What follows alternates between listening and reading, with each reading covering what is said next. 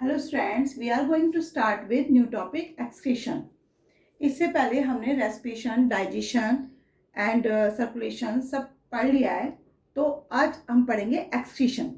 Excretion plant और animal दोनों में होता है, और ये भी तुम जानते हो कि जो ऑल ऑर्गेनिज्म है वो मेड अप ऑफ सेल्स, यानी प्लांट एंड एनिमल ये किसके बने होते हैं? सेल्स के बने होते हैं। क्लियर? और सेल्स जो है ऑल टाइम वर्क करती रहती हैं। Okay, these cells work all the times for sustaining the life of the organism. जब तक लाइफ है तब तक सेल्स का वर्क है। तो जब सेल्स ऑल टाइम वर्क करती रहती हैं तो इनमें क्या प्रोसेस होता रहता है? ये बायोकेमिकल रिएक्शंस रेगुलर करती रहती हैं।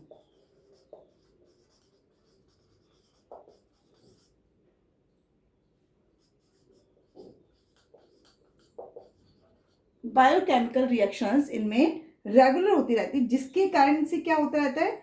कुछ वेस्ट या टॉक्सिक सब्सटेंस रिमूव होते रहते हैं।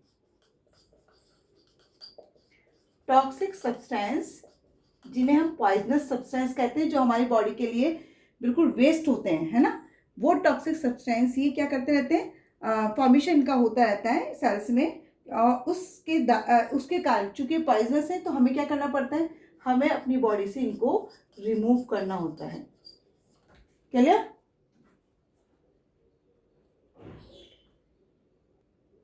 रिमूव करने के बाद तो हम क्या कह सकते हैं? एक्सक्रीशन क्या है?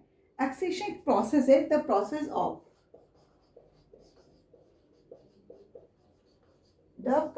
Of removed. अब हम यहां से रिमूव किसको कर रहे हैं? वेस्ट सब्सटेंस को। तो रिमूव्ड ऑफ टॉक्सिक, या वेस्ट भी लिख सकते हैं, टॉक्सिक सब्सटेंस। कहां से रिमूव करते हैं हम? From the body.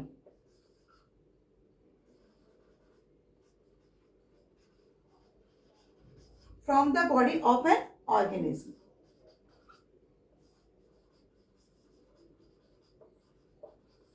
Is called क्या हो जाएगा? Is called excretion. मेरे ख्याल से डेफिनेशन समझ आ गई। अब यहां पर हमने बोला कि टॉक्सिक सब्सटेंस या टॉक्सिक वेस्टेज को हम क्या कर रहे हैं? रिमूव कर रहे हैं फ्रॉम द बॉडी। तो प्लांट और एनिमल दोनों में से ही होगा। तो सबसे पहले हम क्या पढ़ेंगे? प्लांट्स में एक्सक्रीशन इन प्लांट। हम बात करेंगे एक्सक्रीशन इन प्लांट। तो क्या प्लांट में भी कुछ वेस्ट प्रोडक्ट होते हैं? हाँ, यस, होते हैं। एक्चुअली प्लांट में जो प्रोड्यूस होते हैं टॉक्सिक सब्सटेंस या वेस्ट प्रोडक्ट, वो क्या हो सकते हैं? कार्बन डाइऑक्साइड हो सकता है, वाटर हो सकता है, वाटर वेपर हो सकता है, और क्या हो सकता है? ऑक्सीजन हो सकती है। इसके अलावा भी बहुत सारी चीज़ें हैं जो प्लांट में एक्सक्रीट की जाती हैं, जो प्लांट के लिए एक्चुअली वेस्ट प्रोडक्ट होते हैं, लेकिन ह्यूमन बींग्स के लिए या हमारे लिए वो क्या होते हैं? लाभदायक होते हैं, यूजफुल होते हैं।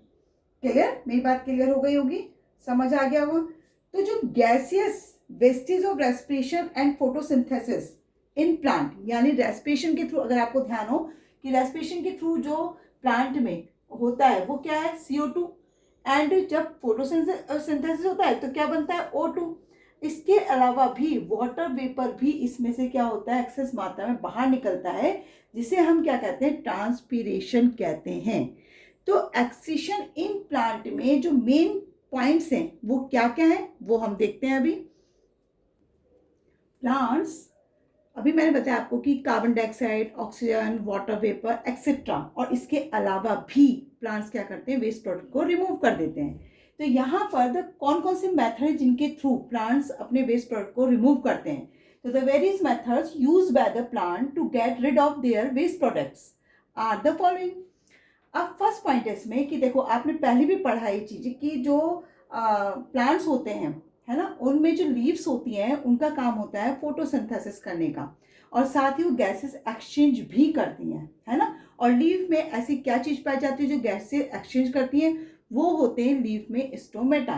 तो वही है, the plants get rid of gases waste products through stomata, यानी प्लांट में लीव्स में जो स्टोमेटा प्रेजेंट होते हैं वो क्या करते हैं, वेस्ट प्रोडक्ट को रिमूव कर देते हैं। In leaves and lenticels in stem, ये भी आपने पढ़ा है कि वुड स्टेम में क्या पाए जाते हैं, लेंटिकल्स पाए जाते हैं, क्लियर। उनके थ्रू भी क्या किया जाता है, गैसेस एक्सचेंज होता है और उसके थ्रू भी वेस्ट प्रोडक्ट को रिमूव किया जाता है। सेकेंड पॉइंट आता है, the plants get rid of stored solid and liquid waste by the shedding of leaves. अब देखो, जब लीव्स शेड होने लग जाती हैं, यानी कि येलोइश कलर की होने लग जाती हैं, जो प्लांट के लिए यूजफुल नहीं होती, तो वो क्या होती है, धीरे धीरे नीचे गिरने लग जाती है ना, तो वो तो प्लांट के लिए वेस्ट ही हुई। पीलिंग ऑफ बार्क्स, आपने देखा होगा जो स्टेम्स, बहुत जैसे पीपल का स्टेम है, नीम का स्टेम है, इन स्टेम में जो बहुत मोटे मोटे होते हैं, उनकी जो बार्क होती है, बाहर की जो छाल होती है ना, वो पीलिंग होने लग जाती है, पीलिंग मतलब निकलने लग जाती है, ठीक है। वो भी प्लांट्स के लिए क्या है, वेस्ट प्रोडक्ट है। एंड फेलिंग ऑफ फ्रूट्स, और जो फ्रूट्स में जो भी लिक्विड या जो सॉलिड है वो स्टोर, ये फूड को स्टोर करके रखते हैं, लेकिन इनके लिए वेस्ट है, और वो क्या हो जाते हैं, फ्रूट जब पक जाते हैं तो नीचे गिर जाते हैं, तो ये सब क्या है, प्लांट्स के लिए वेस्ट प्रोडक्ट है। हाँ, वो अलग बात है कि हमारे लिए वो यूजफुल है, क्लियर। थर्ड पॉइंट क्या कह रहा है वो, the plants get rid of waste by secreting them in the form of gum and resin. Actually क्या है, प्लांट्स में कुछ चीज़ें स्टोर होती हैं, सॉलिड फॉर्म में स्टोर रहती हैं या लिक्विड फॉर्म में स्टोर रहती हैं, लिक्विड फॉर्म में स्टोर रहती है, तो ये सब क्या है, ये गम एंड रेजिन के रूप में क्या कर दी जाती है, रिमूव कर दी जाती है प्लांट बॉडी के थ्रू। गम्स आप जानते हैं चिपचिपा पदार्थ होता है ना, जिसको आप पहले ज़माने में तो इसको बुक्स वगैरह को पेस्ट करने के काम में भी लिया जाता था, अब भी लिया जाता है वैसे, इससे बहुत फैक्ट्री वगैरह में अच्छे से गम बनाया जाता है। गम मतलब ग्लू। तो नेक्स्ट फोर्थ पॉइंट आ जाता है, plant also exceed some waste substance into the soil around them. जो प्लांट कुछ ऐसे भी वेस्टेज सब्सटेंस होते हैं जो इसके चारों होते हैं, तो उनको क्या कर देता है, ये सॉइल में छोड़ देता है ना। प्लांट्स ऑल्सो एक्सीड, ये उनको भी एक्सीड कर देता है जो उसके चारों वेस्ट प्रोडक्ट के रूप में प्रेजेंट होते हैं, तो इस तरह से एक्सीशन करते हैं प्लांट्स। लेकिन नेक्स्ट टॉपिक आता है हमारा कि एनिमल में एक्सीशन किस टाइप से होता है। एक्सीशन इन एनिमल्स, एक्सीशन इन एनिमल में एनिमल्स जो होते हैं, आपने देखा है कुछ एनिमल्स यूनिसेलुलर होते हैं, कुछ मल्टीसेलुलर होते हैं, जैसे हम मल्टीसेलुलर हैं, और यूनिसेलुलर में जो एनिमल आता है वो क्या होता है, अमीबा। अमीबा इज अ बहुत ही लोवेस्ट एनिमल कह लीजिए आप, ये आपने पहले भी पढ़ा हुआ है, क्लियर। तो इसको हम ये कैसे एक्सेशन करते हैं, इसमें पर्टिकुलर कोई सिस्टम तो पाया नहीं जाता है कि एक्सेशन ये पर्टिकुलर सिस्टम के थ्रू कर सकता है, तो नहीं कर सकता है ना, इसलिए इसमें वेस्ट मेटल्स जो होता है वो क्या होता है, इसमें कार्बन डाइऑक्साइड, वेस्ट मेटल क्या होगा इसमें,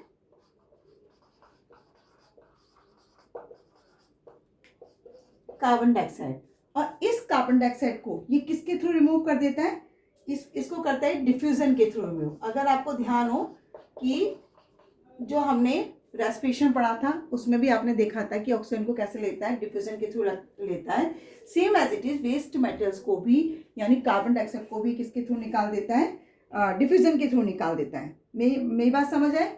और डिफ्यूजन किसके थ्रू हो रहा है, यानी डिफ्यूजन अमीबा में किस पार्ट ऑफ ऑर्गन के थ्रू होता है, तो डिफ्यूजन बाय सेल मेम्ब्रेन।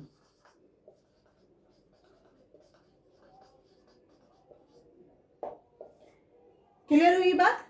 अच्छा, ये तो हुआ अमीबा के बारे में। एक और एनिमल का एग्जांपल ले लेते हैं, जैसे अर्थवॉर्म। अर्थवॉर्म भी आप लोग जानते हैं, है ना, और ये आपने 9th क्लास में भी पढ़ा है अर्थवॉर्म के बारे में। अर्थवॉर्म में जो पर्टिकुलर पार्ट होता है एक्सीशन के लिए, वो होता है नेफ्रीडिया।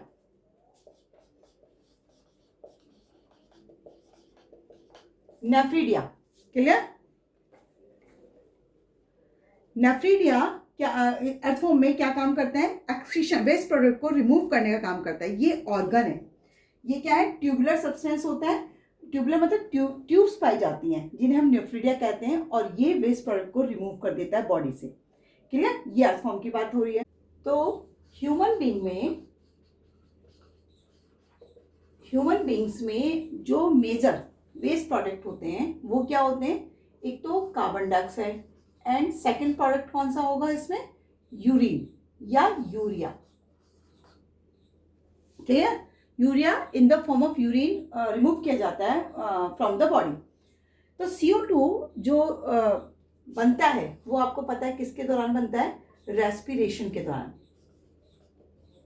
याद है या भूल गए हैं सबके सब, रेस्पिरेशन के दौरान बनता है। कैसे बनता है कि जब हम ऑक्सीजन को ब्रीथ करते हैं तो ये ऑक्सीजन फूड से रिएक्ट कर कर क्या कर देती है, ऑक्सीडेशन प्रोसेस करती है, और उसके दौरान है ना क्या बनता है, CO2 एंड वाटर बनता है।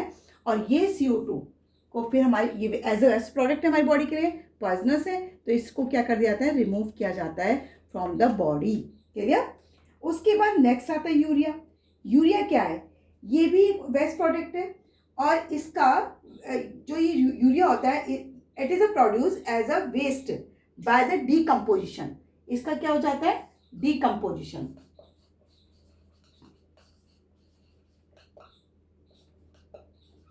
डीकम्पोजिशन, और डीकम्पोजिशन कहाँ हो रहा है इसका, of unused protein in the liver, of unused protein in the liver. Clear हुई ये बात।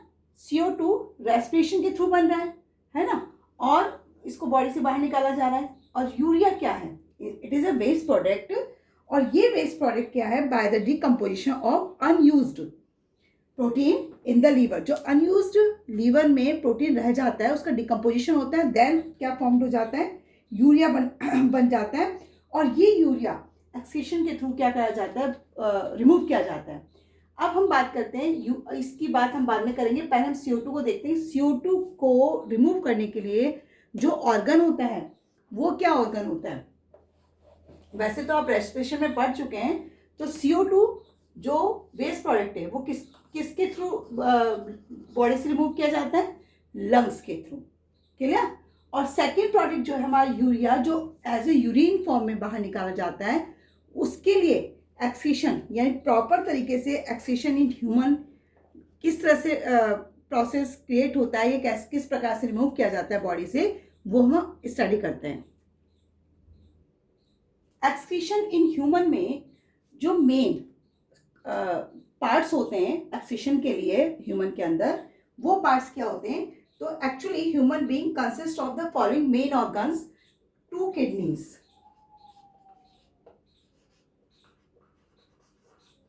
फर्स्ट पार्ट क्या है इसमें, 2 किडनीज। क्लियर। उसके बाद सेकेंड पार्ट इसमें क्या होते हैं, 2 यूरिटर्स पाए जाते हैं। ये पार्ट्स हैं, यानी ह्यूमन का एक्सक्रीशन सिस्टम किन पार्ट से मिलकर बना हुआ है, उन पार्ट्स के नाम हम देख रहे हैं। उसके बाद थर्ड पार्ट इसमें क्या आता है, ब्लैडर, जहां पर कि ब्लैडर मतलब बैग लाइक स्ट्रक्चर जहां पर स्टोर होता है यूरिन। उसके बाद नेक्स्ट क्या आता है, urethra.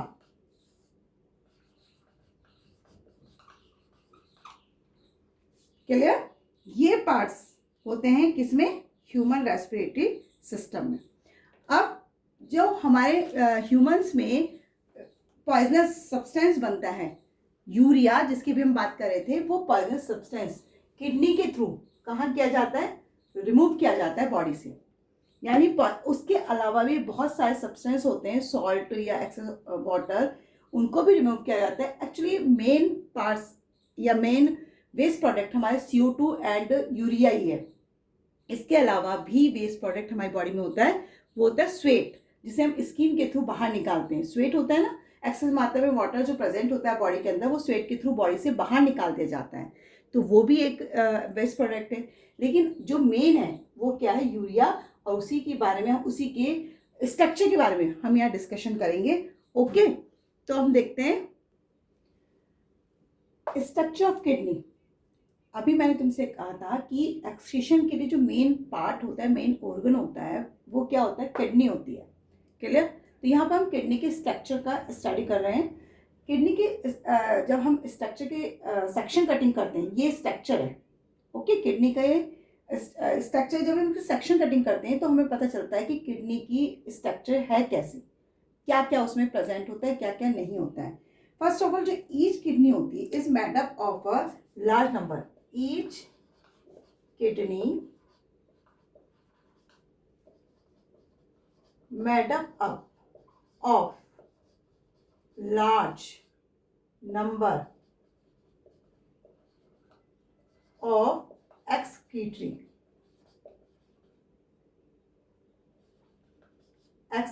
unit is called nephron. समझ आया? हम इसे यूनिट क्या कहते हैं, एक्सीटी यूनिट कहा जाता है, जिसे हम नेफ्रॉन कह रहे हैं। यानी जो भी किडनी है वो किससे मिलकर बनी हुई, लार्ज नंबर ऑफ एक्सीटी यूनिट से मिलकर बनी होती है, नेफ्रॉन कहलाती है।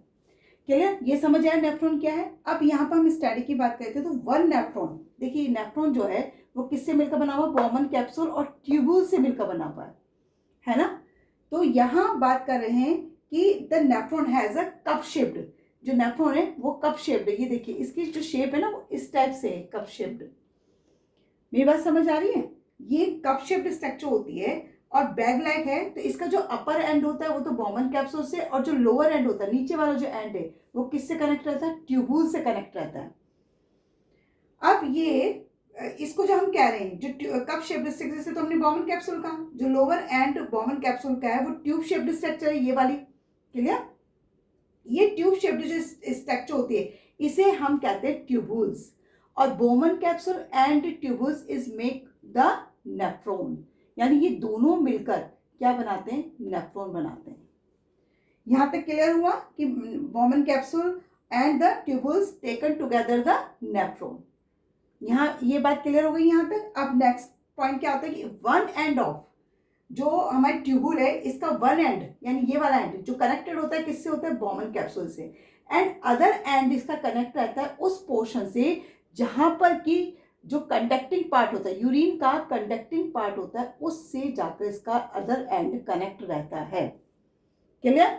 ये लाइन क्लियर हुई कि इसका ट्यूबुल्स का one part is a connect of the Bowman capsule and other part of the connected to a urine collecting duct.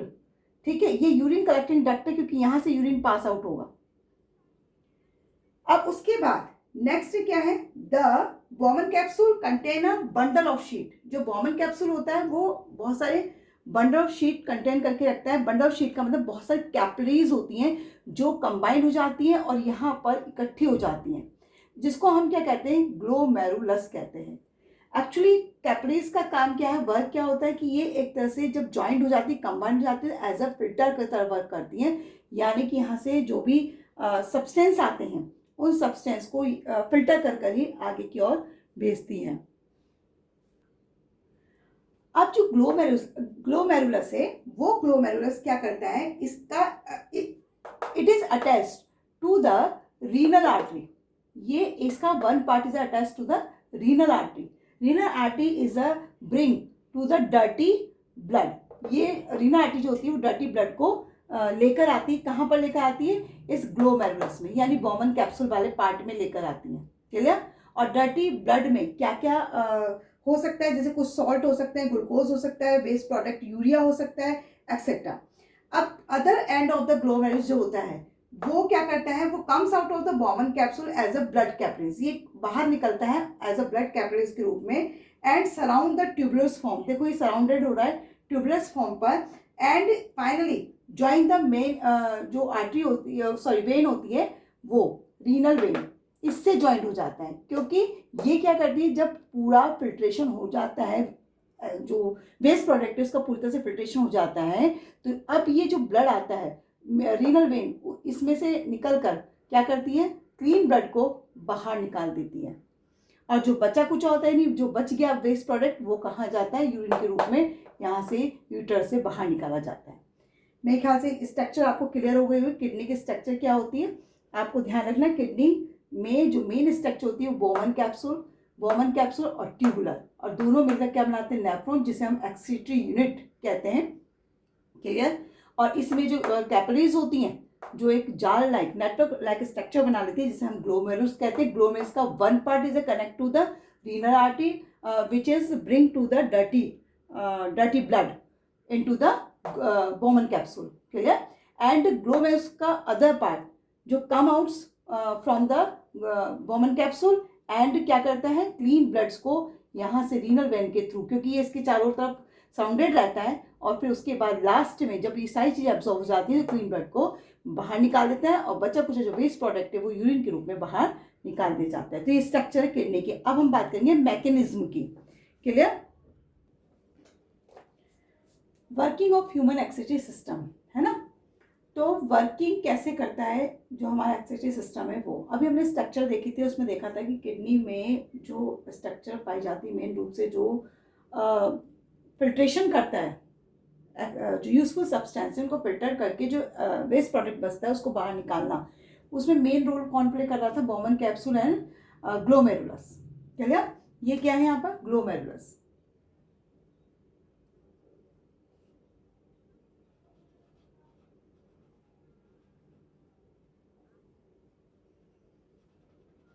Glomerulus. अब यहाँ पर सबसे पहले क्या होता है, देखो वर्किंग को अच्छी तरह समझना, ये मैग्नीफाइड डायग्राम है जो वर्क, अगर आपका वैसे मेन जो आपका डायग्राम आता है वो यही आता है और एग्जाम में इम्पॉर्टेंट भी है। Working of human excretory system भी इम्पॉर्टेंट है। क्लियर? तो इसको अच्छे से क्लियर करना कि क्या होता है क्या नहीं। सब first of all renal artery, है ना, which is carries a dirty blood. ये डर्टी ब्लड लाती है, और डर्टी ब्लड में क्या प्रेजेंट होता है, यूरिया। ये डर्टी ब्लड लाकर contain dirty blood, it is urea, and then कहाँ डाल देती है, it is into the glomerulus. Glomerulus का काम क्या होता है, फिल्टर करने का। ये मैंने पहले बताया था, क्योंकि because it is a capillaries का ये नेटवर्क होता है, जाल होता है, इसलिए क्या कर देता है, इसको फिल्टर करने का काम करता है।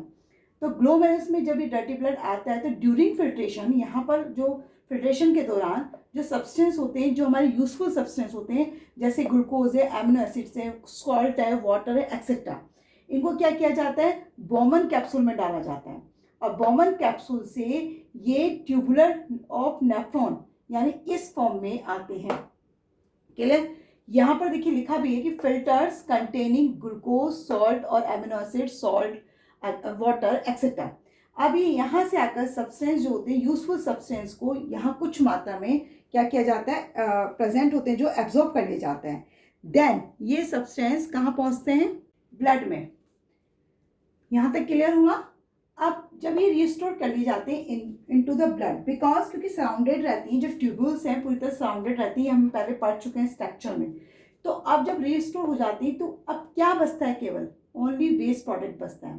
वेस्ट प्रोडक्ट जो यूरिया होता है और some unwanted salt and excess water बचता है। अब ये एक्सेस वाटर कहाँ पहुँचता है, ट्यूब्यूल्स में। क्लियर? ट्यूब्यूल्स कौन सी ट्यूब्यूल्स में, जो सराउंडेड रहती हैं नेफ्रॉन्स के, है ना। अब ये यहाँ से ट्यूब्यूल्स में जो अनवांटेड या यूरिया आता है वो किस फॉर्म में कन्वर्ट हो जाता है, that is a liquid form में, और जिसे हम क्या कहते हैं, यूरिन कहते हैं। क्लियर? ये यूरिन अब कहाँ पहुँचता है, जो ट्यूब डक्ट होती है, कलेक्टिंग डक्ट में, वहाँ से उस कलेक्टिंग डक्ट में पहुँच जाता है, this is a collecting duct.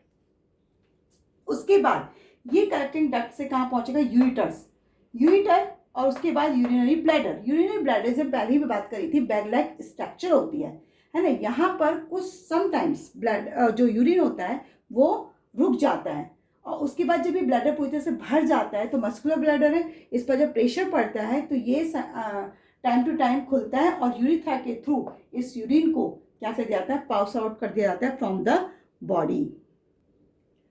मेरे ख्याल से पूरा समझ आ गया होगा, लेकिन फिर भी मैं एक बार रिपीट कर रही हूँ कि क्या होता है ना। फर्स्ट ऑफ ऑल सबसे पहले डर्टी ब्लड किसके थ्रू कैरी किया जाता है, रीनल आर्टरी के थ्रू। ये रीनल आर्टरी ब्लड को लाकर डर्टी ब्लड को कहाँ डालती है, ग्लोमेरुलस, और ये बॉमन कैप्सूल पे यहाँ पर बहुत सारी कैपिलरीज होती हैं, उनका एक नेटवर्क होता है, जाल होता है, और वो नेटवर्क या जाल जो होता है वो क्या किसका काम करता है, फिल्ट्रेशन का काम करता है। यहाँ तक क्लियर हुआ? अब जो ग्लोमेरुलस होता है फिल्टर करता है ब्लड को, तो ड्यूरिंग फिल्ट्रेशन, जब फिल्ट्रेशन होता है तो जो सब्सटेंस होते हैं जैसे लाइक ग्लूकोज, वो लिखा हुआ है वहाँ पर, filtrate containing glucose, salt, amino acid, जो भी इसमें प्रेजेंट होते हैं इन द ब्लड, उसको पास करता है इनटू बॉमन कैप्सूल में, उसके बाद देन ट्यूबुलर नेफ्रॉन में, और यहाँ से फिल्टर होता है, जो भी यूजफुल सब्सटेंस होते हैं वो यहाँ से ट्यूबुलर फॉर्म में जाते जाते और यहाँ पर आकर इसको रीअब्जॉर्ब कर लिया जाता है। रीअब्जॉर्ब करने के बाद जो वेस्ट प्रोडक्ट बचता है वो एज अ लिक्विड फॉर्म में होता है, जिसे हम क्या कहते हैं, यूरिन कहते हैं। यूरिन कहाँ जाता है, कलेक्टिंग ट्यूब में। कलेक्टिंग ट्यूब यानी नाम से पता चल रहा है कलेक्ट करने का काम करती है। उसके बाद यूरिटर में जाता है, यूरिटर से यूरिनरी ब्लैडर और then urethra. Clear, all working clear हो गई होगी। अब नेक्स्ट टॉपिक आता है किडनी फेलियर। किडनी फेलियर का मतलब जब किडनी फेल हो जाती है तो कैसे वर्क होगा, क्या होगा। Complete failure of the kidney allow the urea and other waste product to build up in the blood. यानी कि जब हमारी किडनी फेल हो जाती है सारी की सारी चीज़ें यानी वेस्ट प्रोडक्ट जो है हमारे ब्लड में बिल्ड होना शुरू हो जाता है। Even the amount of water in the body is not regulates. So तो इस कंडीशन में जो पेशेंट होता है उसकी इमीडिएट अगर ट्रीटमेंट ना मिले तो डेथ होने की संभावना भी हो सकती है। इस चीज़ में हम क्या कर सकते हैं, इसका बेस्ट सोल्यूशन क्या हो सकता है कि हम किडनी फेल होने के बाद इसमें किडनी ट्रांसप्लांट कर दें। क्लियर। और ट्रांसप्लांट होने के लिए हमें क्या करना पड़ता है, एक हेल्दी पर्सन को देखना होता है जो अपनी किडनी को डोनेट कर सके, है ना। इसके लिए उसका ब्लड ग्रुप जो है वो सेम होना चाहिए, जिस पेशेंट को वो किडनी डोनेट कर रहा है तो वो उसके ब्लड ग्रुप के अकॉर्डिंग होना चाहिए।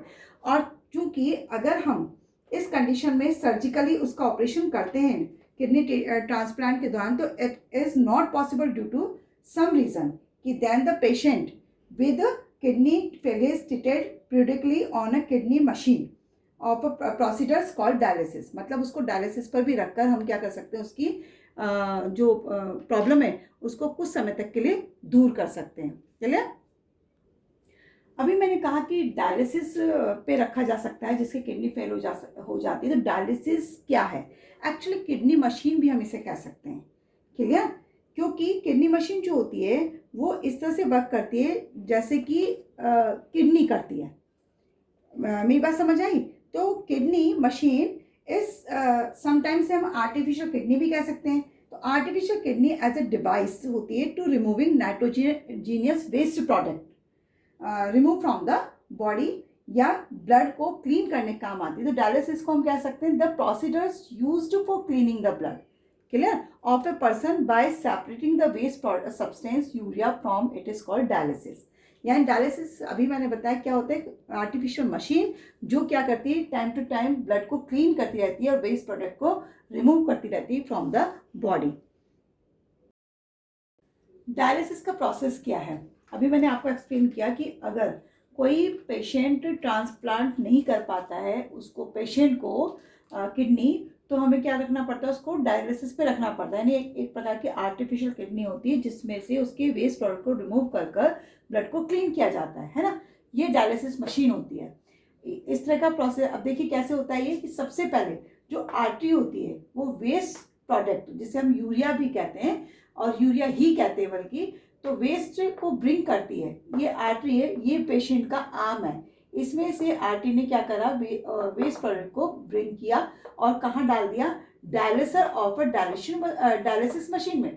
तो डायलिसिस के थ्रू इसको पंप आउट किया गया और डायलिसिस मशीन में डाल दिया गया है। डायलिसिस मशीन में बहुत सारी मेड ऑफ, जो डायलिसिस मशीन है वो किससे बनी होती है, made of long tubes of A selective permeable membrane, जो एक प्रकार का सेलुलोज होता है। क्लियर। ये ट्यूब्यूल्स जो मशीन में होती है वो कैसे होती है, कॉलाइड फॉर्म में होती है। देखिए कॉलाइड फॉर्म में होती है इस टाइप से।